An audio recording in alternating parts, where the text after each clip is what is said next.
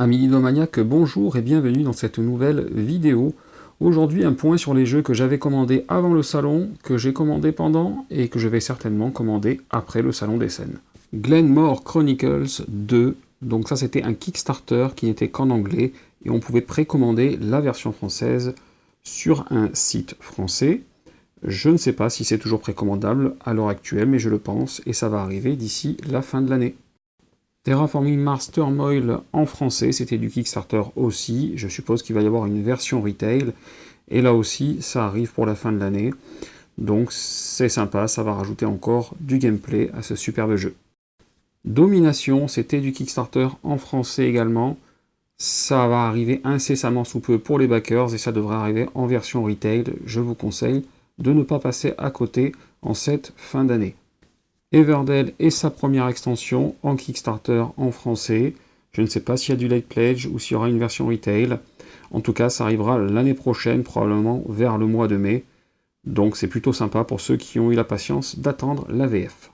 Zai the Bean, c'était un Kickstarter que je n'avais pas pledgé et que j'avais manqué. Et un jeu que j'ai découvert sur le salon et pour lequel j'ai eu un très gros coup de cœur. À la fois un jeu très beau en termes de matériel, et très profond en termes de gameplay, beaucoup plus profond qu'il n'y paraît au premier abord. Un jeu que je vous conseille fortement et que vous pouvez commander à l'équivalent d'un late pledge en quelque sorte sur le site de l'éditeur. Vous pouvez avoir absolument tout ce qui était dispo dans la version Kickstarter et le tout en français. N'hésitez pas à aller y faire un tour et commandez-le. Aeolis, c'est un Kickstarter qui est encore là pour quelques jours.